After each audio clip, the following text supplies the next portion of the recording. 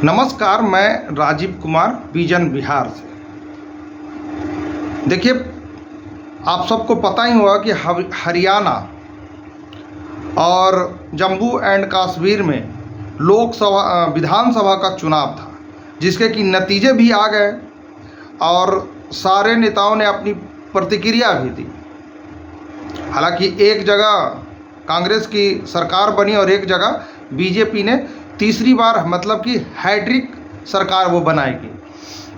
लेकिन सबसे ज़्यादा हॉट सीट रहा वो है विनेश फोगाट की, जो कि अभी कुछ दिन पहले उन्होंने धरना प्रदर्शन दिया था और उनको कुश्ती में मात्र 100 ग्राम वेट बढ़ जाने के कारण उनको डिसक्वालीफाई कर दिया गया था। तब जाके उन्होंने कांग्रेस पार्टी ज्वाइन किया और फिर वो चुनाव लड़ी और जीत भी गई। उसी को लेकर जो बिहार के चर्चित नेताओं में से एक हैं पप्पू यादव, जो पूर्णिया के निर्दलीय सांसद हैं, उन्होंने अपनी फेसबुक अकाउंट में उनकी जीतने को लेकर प्रतिक्रिया दी है। और प्रतिक्रिया क्या दी है मैं अब वो आपको पढ़ के सुनाता हूँ और समझाता भी हूँ। देश की बेटी विनेश फोगाट को जीत की बहुत सारी बधाइयाँ। जुलाना की जनता ने बता दिया कि जीत सत्य की होती है और उन्होंने उस लड़ाई में आपका साथ दिया। जो लड़ाई सिर्फ एक सीट के लिए नहीं थी, सिर्फ 3-4 और प्रत्याशियों के साथ नहीं थी, सिर्फ पार्टियों की लड़ाई नहीं थी, बल्कि यह लड़ाई देश की सबसे मजबूत दमनकारी शक्तियों के खिलाफ थी और आप इसके विजेता रहे, ये बता रहे हैं पप्पू यादव जी। और उन्होंने साथ के साथ ही ईवीएम पर भी सवाल उठाया है। और क्या लिखा है मैं वो भी आपको पढ़ के सुनाता हूँ। बीजेपी सिर्फ ईवीएम मशीन और इंसानियत के बंटवारे में है। विपक्ष को ये समझना होगा और अपने अहंकार से बाहर निकलना होगा, नहीं तो देख लीजिएगा बीजेपी का साथ ने भी छोड़ दिया है। मतलब भगवान ने भी बीजेपी का साथ छोड़ दिया है। पहले हनुमान जी, फिर अयोध्या के राम जी और अब नवरात्रा की मंगल बेला में माँ वैष्णो देवी ने भी बीजेपी को हरा दिया है। ये कहते हुए वो तंज कस रहे हैं बीजेपी पे।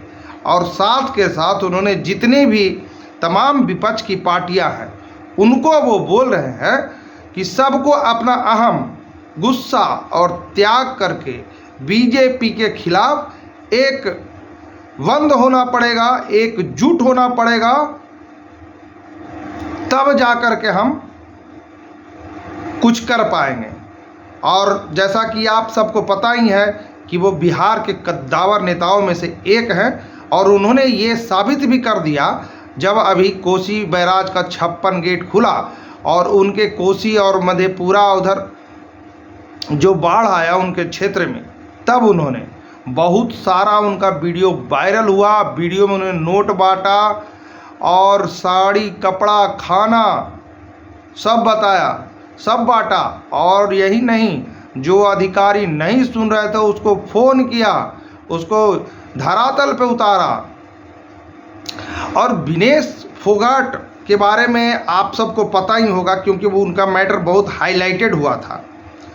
और हाईलाइटेड इसलिए हुआ था कि उन्होंने धरना प्रदर्शन दिया था और उनका जो जब वो कुश्ती लड़ने गई थी तो वो 100 ग्राम उनका वेट बढ़ जाने के कारण उनको डिसक्वालीफाई कर दिया गया था, जिसको लेकर बहुत सारे हो हंगामा हुआ। लेकिन अंततः वही हुआ जो नियम के अधीन है। उस पर मैं ज़्यादा टिप्पणी नहीं करूँगा। लेकिन हाँ, हरियाणा के चुनाव में ये देखने को मिला है कि विनेश फोगाट जो है वो अच्छे वोटों से जीती है और उनकी जो क्षेत्र की विधानसभा की जनता है वो उनको पुरजोर समर्थन दिया और उनके साथ खड़ी रही, तब जा कर के वो उन्होंने जीत हासिल किया। और ईवीएम पे तो आप बहुत सारे वीडियो और चर्चा सुन ही लिए, इस पर मैं ज़्यादा आप सबका टाइम नहीं लूँगा क्योंकि वीडियो बहुत बड़ा हो जाता है। तो मेरे पास पप्पू यादव जी का कुछ मिनट का वीडियो है, उसके साथ मैं आपको छोड़े जा रहा हूं। आप ये वीडियो देखिए और समझिए और कमेंट बॉक्स में हमें मैसेज करें, और कमेंट बॉक्स में मैसेज करने के उपरांत हमसे सवाल पूछें। अगर वो सवाल देने में मैं सक्षम रहूँगा तो मैं इसका जवाब भी तुरंत आपको दे दूँगा। धन्यवाद। और मेरा नाम राजीव कुमार है, आप विजन बिहार देख रहे हैं। आपसे हमारी एक ही गुजारिश है, रिक्वेस्ट है कि आप हमारे YouTube चैनल को सपोर्ट करें, कमेंट करें, मैसेज करें और हमारे वीडियो को ज़्यादा से ज़्यादा लाइक करें और शेयर करें। और जिस तरह से मेरे YouTube चैनल को आप सब प्यार दे रहे हैं, कृपया हमारे Facebook पेज को भी वैसे ही प्यार दें और शेयर करें वीडियो और कमेंट करें। धन्यवाद। तो मैं छोड़े जाता हूं पप्पू यादव जी के उस वीडियो के साथ जिसमें कि वो ईवीएम के बारे में कुछ बता रहे हैं। धन्यवाद। देखिए एक बार फिर पप्पू यादव ईवीएम पे सवाल उठाते हुए और साफ साफ बोल रहे हैं कि बैलेट पेपर पे जिस तरीके से हरियाणा में कांग्रेस आगे थी और जैसे ही ईवीएम खुला बीजेपी आगे हो गई और चुनाव आयोग पे भी वो सवाल खड़ा कर रहे हैं। तो कांग्रेस 70 सीट पे आ गई और बीजेपी 10 सीट पे। और जैसे ही मशीन खुला, ईवीएम खुला, बैलेट पेपर पर जब गिनती हो रहा तो कांग्रेस 70 सीट, और बिहार में भी आप लोकसभा का देखिए बैलेट पेपर में सभी जगह बीजेपी आ रही है। ईवीएम में कैसे वो जीत जाता। दूसरा, चुनाव आयोग ने अपने कोई अपडेट नहीं किया, भर दिन में कोई अपडेट नहीं किया, कोई अपडेट नहीं किया। हम विपक्ष से आग्रह करेंगे, अपने अहंकार को खत्म करिए, एक होकर के ईवीएम के खिलाफ लड़िए। और जिस तरीके से हरियाणा में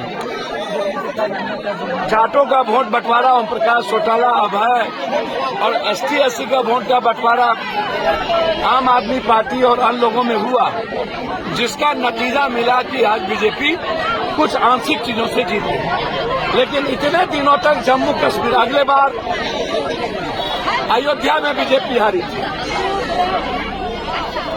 और इस बार वैष्णो देवी में बीजेपी हार गई, वहां कांग्रेस हुई। आप सोचिए बीजेपी कहाँ है।